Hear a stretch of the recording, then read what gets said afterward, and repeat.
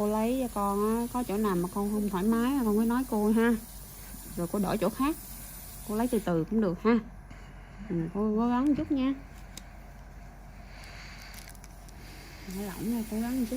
Còn con muốn bắt điện thoại là con muốn coi cái gì con cứ làm nha, đừng để ý tới cô.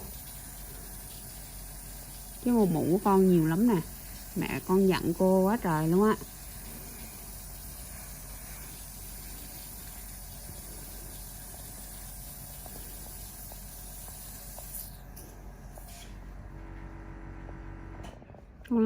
Con lấy mụn đó cách đây bao lâu rồi? Dạ, lâu lắm rồi. Lâu lắm rồi hả?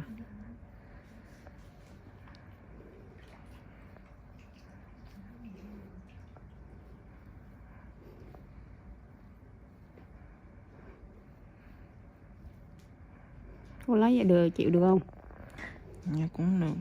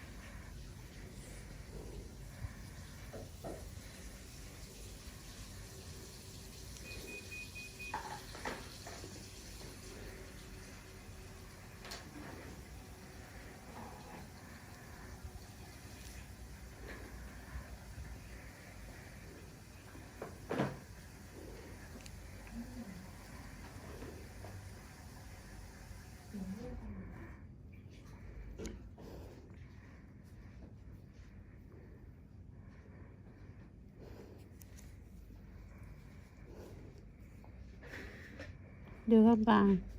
Dạ. Chịu được không con?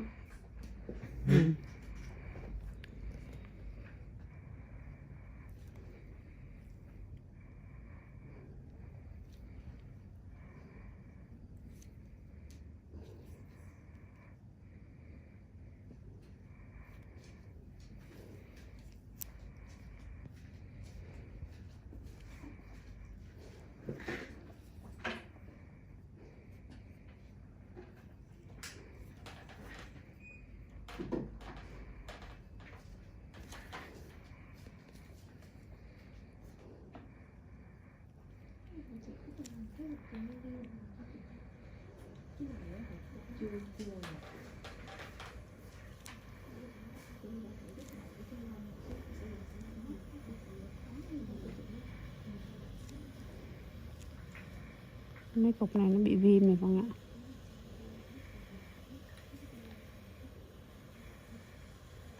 Con học trường nào ha? Dạ, con học giáo dục thường xuyên á.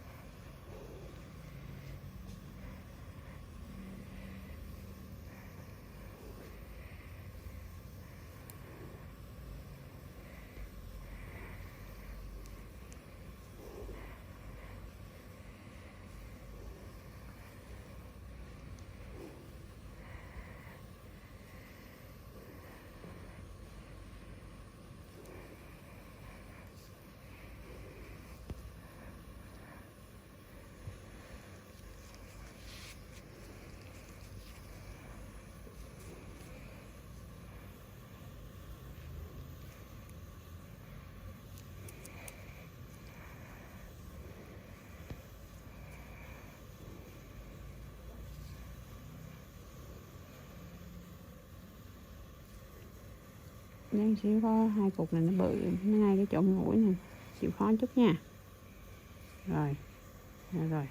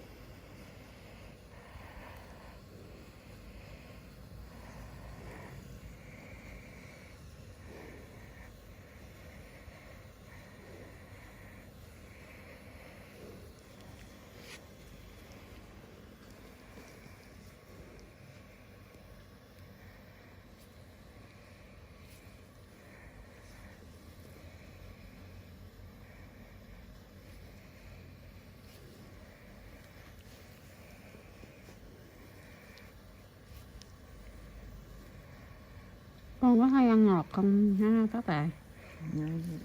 Con cũng không biết nữa. Con ít ăn bánh.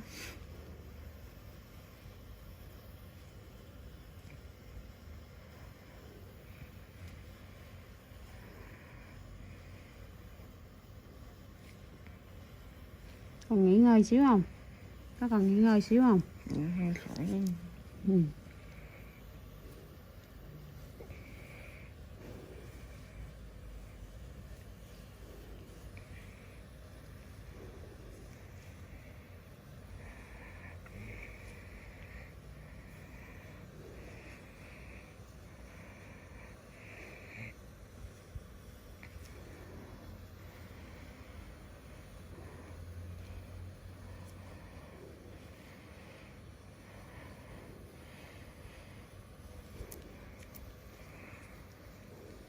Warm cup of tea to my right, and a window view of trees shifting with the seasons.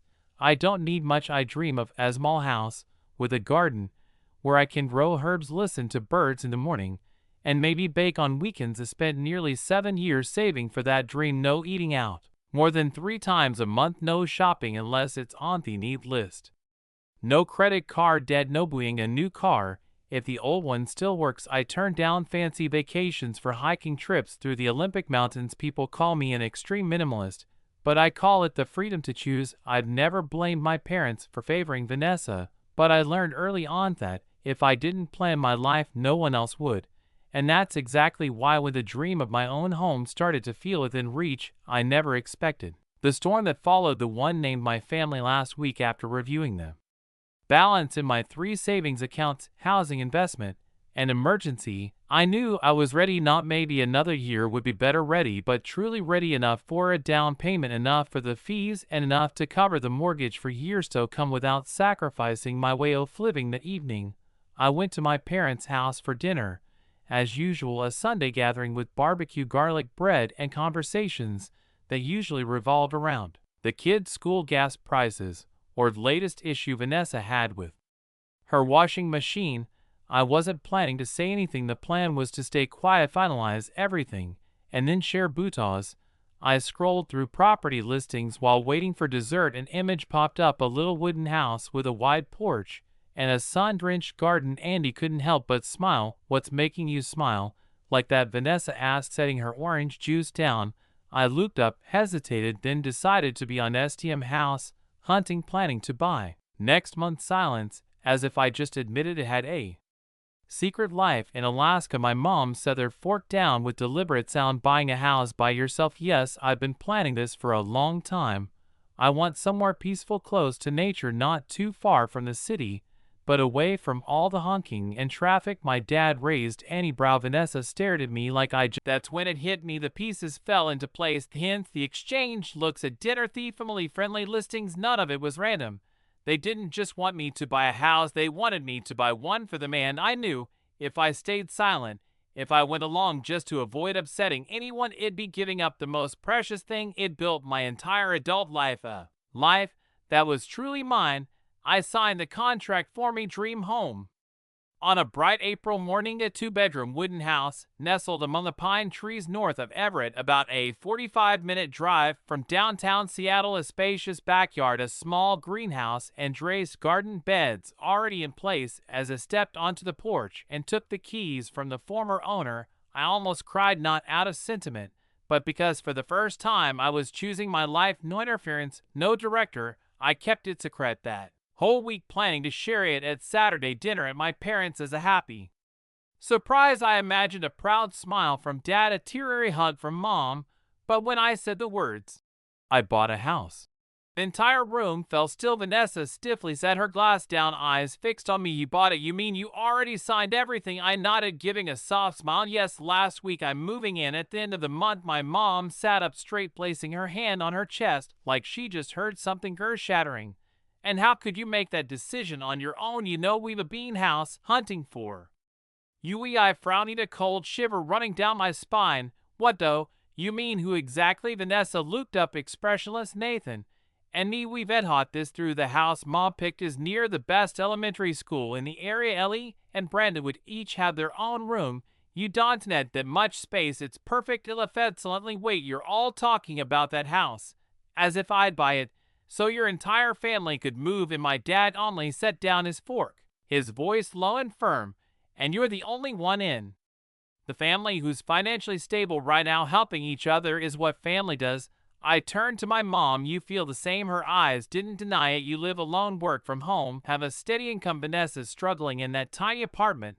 "The kids don't have space. If you care about your sister, then it should give up my dream to support someone else's life." I cut in, my voice raspy. No one answered. Nathan, who had been silent the entire dinner, sniffed slightly like he had been dragged into this unwillingly. "I can fix up the place, and if it's that four-bedroom house, I could turn it into an ideal setup. No charge." A turn to Vanessa. "You know what, I actually thought you'd at least ask me, not assume, not make plans behind my back." "I didn't think it needed to." Vanessa shrugged. "You're my sister, you're more than capable. I'm stuck. You have the kind of stability I've never had." I pushed my chair back and stood up. "None of you ever asked what I wanted, and now that I finally have something I spent a decade built into, you're staring me down like I'm selfish for not handing it over to the family.